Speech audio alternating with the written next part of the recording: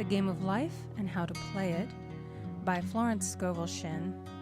Chapter 7, Love.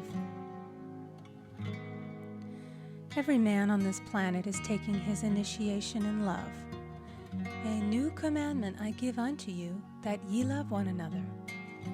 Ouspensky states in Tertium Organum that love is a cosmic phenomenon and opens to man the fourth dimensional world, the world of the wondrous. Real love is selfish and free from fear. It pours itself out upon the object of its affection without demanding any return. Its joy is in the joy of giving. Love is God in manifestation and the strongest magnetic force in the universe. Pure, unselfish love draws to itself its own. It does not need to seek or demand. Scarcely anyone has the faintest conception of real love. Man is selfish, tyrannical, or fearful in his affections, thereby losing the things he loves. Jealousy is the worst enemy of love, for the imagination runs riot, seeing the loved one attracted to another, and invariably these fears objectify if they are not neutralized. For example, a woman came to me in deep distress. The man she loved had left her for another woman and said he never intended to marry her.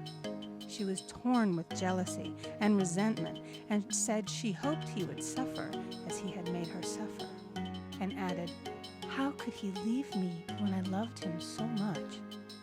I replied, "You are not loving that man, you are hating him," and added, "You can never receive what you have never given. Give a perfect love, and you will receive a perfect love. Perfect yourself on this man. Give him a perfect, unselfish love, demanding nothing in return. Do not criticize or condemn, and bless him wherever he is." She replied, "No, I won't bless him unless I know where he is." "Well," I said, "that is not real love. When you send out real love will return to you, either from this man or his equivalent. For if this man is not the divine selection, you will not want him. As you are one with God, you are one with the love which belongs to you by divine right." Several months passed, and matters remained about the same, but she was working conscientiously within herself. I said, "When you are no longer disturbed by his cruelty, he will cease to be cruel, as you are attracting it through your own emotions." Then I told her of a brotherhood in India who never said good morning to each other. They used these words, "I salute the divinity in you." They saluted the divinity in every man and in the wild animals in the jungle, and they were never harmed, for they saw only God in every living thing. I said, "Salute the divinity in this man and say, I see your divine self only. I see you as God sees you, perfect, made in his image and likeness." She found she was becoming more poised and gradually losing her resentment. He was a captain, and she always called him the Cap. One day she said suddenly, "God bless the Cap wherever he is." I replied, "Now that is real love. And when you have become a complete circle and are no longer disturbed by the situation, you will have his love or attract its equivalent." I was moving at this time and did not have a telephone, so was out of touch with her for a few weeks, when one morning I received a letter saying, "We are married." At the earliest opportunity, I paid her a call. My first words were, "What happened?" "Oh," she exclaimed, "a miracle. One day I woke up and all suffering had ceased. I saw him that evening and he asked me to marry him. We were married in about a week, and I have never seen a more devoted man." There is an old saying, "No man is your enemy, no man is your friend. Every man is your teacher." So one should become impersonal and learn what each man has to teach him, and soon he would learn his lessons and be free. The woman's lover was teaching her selfish love, which every man sooner or later must learn. Suffering is not necessary for man's development. It is the result of violation of spiritual law, but few people seem able to rouse themselves from their soul sleep without it. When people are happy, they usually become selfish, and automatically the law of karma is set in action. Man often suffers loss through lack of appreciation. I knew a woman who had a very nice husband, but she said often, "I don't care anything about being married, but that is nothing against my husband. I'm simply not interested in married life." She had other interests and scarcely remembered she had a husband. She only thought of him when she saw him.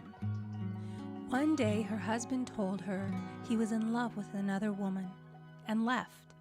She came to me in distress and resentment. I replied, "It is exactly what you spoke the word for. You said you didn't care anything about being married, so the subconscious worked to get you unmarried." She said, "Oh yes, I see. People get what they want and then feel very much hurt." She soon became in perfect harmony with the situation and knew they were both much happier apart. When a woman becomes indifferent or critical and ceases to be an inspiration to her husband, he misses the stimulus of their early relationship and is restless and unhappy. A man came to me dejected, miserable, and poor. His wife was interested in the science of numbers and had had him read. It seems the report was not very favorable, for he said, "My wife says I'll never amount to anything because I am a 2. I replied, "I don't care what your number is. You are a perfect idea in divine mind, and we will demand the success and prosperity which are already planned for you by that infinite intelligence." Within a few weeks, he had a very fine position, and a year or 2 later, he achieved a brilliant success as a writer. No man is a success in business unless he loves his work. The picture the artist paints for love of his art is his greatest work. The potboiler is always something to live down. No man can attract money if he despises it.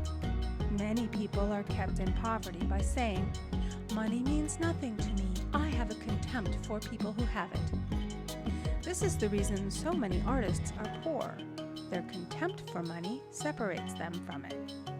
I remember hearing one artist say of another, "He's no good as an artist, but he has money in the bank." This attitude of mind, of course, separates man from his supply. He must be in harmony with a thing in order to attract it. Money is God in manifestation, as freedom from want and limitation. But it must be always kept in circulation and put to right uses. Hoarding and saving react with grim vengeance. This does not mean that man should not have houses and lots, stocks and bonds, for the barns of the righteous man shall be full. It means that man should not hoard even the principal if an occasion arises when money is necessary. In letting it go out fearlessly and cheerfully, he opens the way for more to come in, for God is man's unfailing and unexhaustible supply. This is the spiritual attitude towards money, and the great bank of the universal never fails. We see an example of hoarding in the film production of Greed. The woman won $5,000 in a lottery, but would not spend it. She hoarded and saved, let her husband suffer and starve, and eventually she scrubbed floors for a living. She loved the money itself and put it above everything, and one night she was murdered and the money taken from her. This is an example of where love of money is the root of all evil.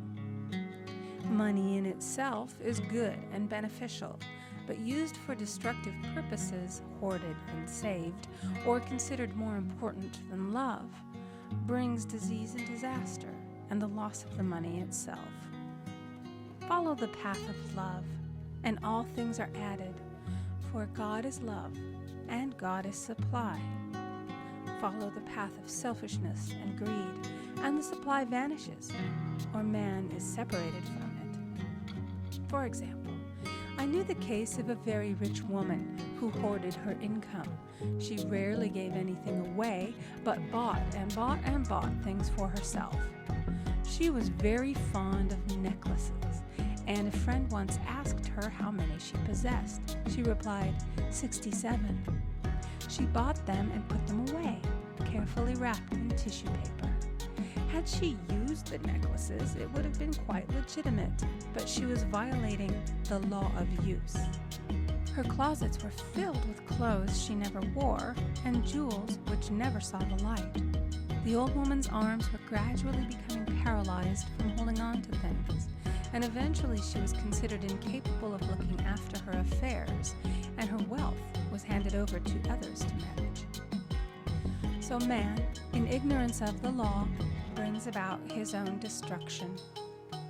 All disease, all unhappiness come from the violation of the law of love. Man's boomerangs of hate, resentment, and criticism come back laden with sickness and sorrow. Love seems almost a lost art, but the man with the knowledge of spiritual law knows it must be regained, for without it he has become as sounding brass and tinkling cymbals. For example, I had a student who came to me month after month to clean her consciousness of resentment. After a while, she arrived at the point where she resented only one woman, but that one woman kept her busy. Little by little, she became poised and harmonious, and one day, all resentment was wiped out. She came in radiant and exclaimed, "You can't understand how I feel. The woman said something to me, and instead of being furious, I was loving and kind. And she apologized and was perfectly lovely to me. No one can understand the marvelous lightness I feel within." Love and goodwill are invaluable in business. For example, a woman came to me complaining of her employer. She said she was cold and critical, and she knew she did not want her in the position. "Well," I replied, "salute the divinity in the woman and send her love." She said, "I can't. She's a marble woman." I answered, "You remember the story of the sculptor who asked for a certain piece of marble? He was asked why he wanted it, and he replied, 'Because there is an angel in the marble.' And out of it he produced a wonderful work of art." She said, "Very well, I'll try it." A week later she came back and said, "I did what you told me, and now the woman is very kind," and took me out in her car. People are sometimes filled with remorse for having done someone an unkindness, perhaps years ago. If the wrong cannot be righted, its effect can be neutralized by doing someone a kindness in the present. This one thing I do, forgetting those things which are behind and reaching forth unto those things which are before. Sorrow, regret, and remorse tear down the cells of the body and poison the atmosphere of the individual. A woman said to me in deep sorrow, "Treat me to be happy and joyous, for my sorrow makes me so irritable with the members of my family that I keep making more karma." I was asked to treat a woman who was mourning for her daughter. I denied all belief in loss and separation and affirmed that God was the woman's joy, love, and peace. The woman gained her poise at once, but sent word by her son not to treat any longer because she was so happy it wasn't respectable. So mortal mind loves to hang on to its griefs and regrets. I knew a woman who went about bragging of her troubles, so of course she always had something to brag about. The old idea was if a woman did not worry about her children, she was not a good mother. Now we know that mother fear is responsible for many of the diseases and accidents which come into the lives of children. For fear pictures vividly the disease or situation feared, and these pictures objectify if not neutralized. Happy is the mother who can say sincerely that she puts her child in God's hands and therefore knows that he is divinely protected. For example, a woman awoke suddenly in the night, feeling her brother was in great danger. Instead of giving in to her fears, she commenced making statements of truth, saying, "Man is a perfect idea in divine mind and is always in his right place. Therefore, my brother is in his right place and is divinely protected." The next day, she found that her brother had been in close proximity to an explosion in a mine, but had miraculously escaped. So man is his brother's keeper in thought, and every man should know that the thing he loves dwells in the secret place of the Most High and abides under the shadow of the Almighty. There shall no evil befall thee, neither shall any plague come nigh thy dwelling. Perfect love casteth out fear. He that feareth is not made perfect in love, and love is the fulfilling of the law. End of chapter 7. Recording by Amy Conger.